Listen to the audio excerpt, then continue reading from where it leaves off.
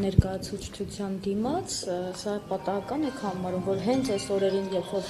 այսպիսի լարված խոսույթ է Արցախի շուրջ, Արցախի ժողովրդի շուրջ, նաև Արցախի նախագահն է թիրախավորվում։ Ոչ միայն պատահական չեմ համարում, գիտեմ, որ հստակ կազմակերպված է, ցավոք սրտի այս ատելության քարոզի մաս են դառնում նաև արցախյան որոշ անհատներ, եւ դուք կտեսնեք ուղղակի ոնց է այս ակցիան օրինակ այսօրվա օգտագործելու իշխանական քարոզչական կայքերից սկսած մինչև ելույթներում, ընդհուպ միջև։ Ես հարցնում եմ, որևէ բան անելուց առաջ, եթե մենք պարզապես ինքներս մեզ հարցնենք, ում է սա պետք, ում են ինչով եւ ինչին ենք նպաստելու սա անելով, ամեն ինչ պարզ կդառնա։ Կպարզ կդառնա, որ հիմա Հայաստանի Հանրապետությունում, Երևանում, Արցախի ներկայացության դարպասները ջարդելը Ադրբեջանին է պետք։ Պարզ կդառնա, որ հիմա թիրախավորելը շատ խոցելի, առանց այդել բազմաթիվ խնդիրներ ունեցող Արցախի ինստիտուտների հետ մնացորդները Ադրբեջանին է պետք են Արցախ վերադարձի նպատակը, երազանքը, կուզեք տեսլականը փակելու համար։ Ես ասում եմ, եթե մի բան կարող ենք պայմանավորվել մեր բոլոր տարաձայնություններով, մի կողմ թողնելով,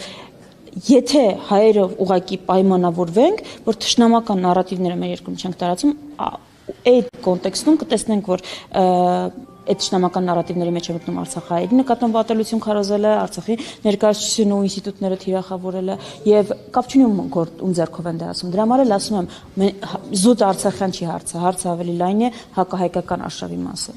Նաև քննադատվում է ընդդիմությունը, որ արցախցիների հարցը օգտագործում է ներքաղաքական հարցեր իրենց իշխանության գալու համար է օգտագործում, նաև շատ քննադատվեց, երբ որ վրան այցելեցին Դաշնակցությունը,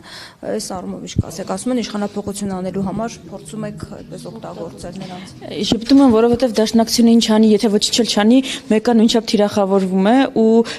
թիրախավորվում է ճիշտ այնպես, ինչպես թիրախավորվում է օրինակ Ադրբեջանի շինծու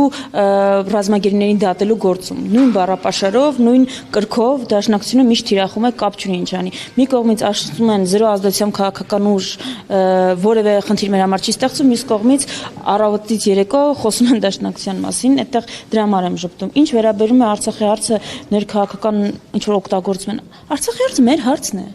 Մեր հարցն է, մեր կարևորագույն խնդիրներից մեկն է Արցախ վերադարձի հարցը, Արցախայրի իրավունքների պաշտպանության հարցը, ամեն արցախցու այնպես անել, որ այստեղ մնան, ապրեն, արարեն, ստեղծեն, երեխաներ ունենան։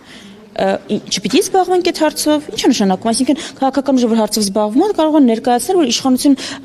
ունենալու համար է զբաղվում։ Ինչն է դա։ Հույսեր եք տալիս, ասում եք կվերադառնաք Արցախ, բայց գիտեք, որ դա հնարավոր չէ, կարգավիճակ չկա եւ այս ամենը այսպես նրանց զգացմունքների վրա խաղալով փորձում եք դիվիդենդներ շահել։ Իսկ ով է հնարավորն ու անհնարավորը շում։ Նիկոլ Փաշինյանի եւ իր թիմի եթե լսենք, բացի Ալիևի պահանջները կատարելուց ուրիշ հնարավորություն չկա։ Ով է հնարավորն ու անհնարին է որոշում։ Հիմա ինչը հնարավորություն չկա, ոչ որևէ մեկը այնքան ռոմանտիկ չէ, որ մտածի, որ վաղ հնարավոր է Արցախ վերադարձ։ Բայց մենք համոզված ենք, որ իրավիճակի փոփոխությունով տարիներ հետո այդ հնարավորությունը կարող է բացվել։ Ինչ անենք, բոլոր դռները փակենք, դռներն ու պատուհանները հնարավորությունների առջև փակենք, իզոլանանք ու ասենք հնարավորություններ չկա։ Մենք խոսում ենք հնարավորինս ուժեղանալու, հնարավորությունների առջև դուռը չփակելու մեր իրավունքները պաշտպանելու համար, որ երբ հարմար պայմաններ լինեն, կարողանանք դա օգտագործել։ Գոնե այդ առումով կարող ենք տեսնել 94-ի Ադրբեջանը կարող էր մտածել, որ մի օր ինքը Արցախում իրավազորություն է հաստատելու։ Ինչ կլիներ Ադրբեջանի հետ, եթե փակեր բոլոր հնարավորությունների դռները ու վարեր այնպիսի քաղաքականություն, ինչպես Նիկոլ Փաշինյանն է վարում։ Ով է ասել, որ հնարավորություն չկա։ Մենակ վերջի 5 տարում աշխարհը որքան է փոխվել։ Այն ԵԱԿ Մինսկի խումբը, որ ասում են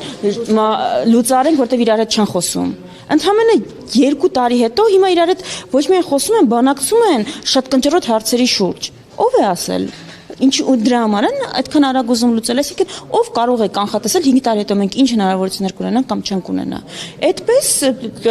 հերո չի այն օրը, երբ որ կասեն Սյունիքը պահելու հնարավորություն չկա։ Մենք ասում ենք Սյունիքը պահելու հնարավորություն չկա, ինչ պիտի անենք։ Եթե Սյունիքը չհանձնենք, պատերազմ կլինի, ինչ պիտի անենք։ Այդ կարմիր գիծը որտեղ է միջև այդ հնարավորություն չկա դուռը փակելու։ Դրա համար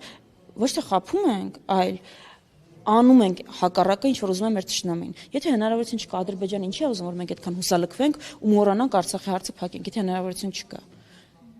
Հետևաբար, եթե ուզում ենք հասկանալ ինչն է ճիշտ անել, պիտի նայենք ճշտամին ինչ է ուզում, անենք դրա հակառակը։ Դրա համար մեր իրավունքների համար պայքարը դուր չփակել հնարավորության համար պարտականությունն է մեր, որը անում ենք, եթե իրենք դա քաղաքական շահարկում են համարում, ինչ ասեմ,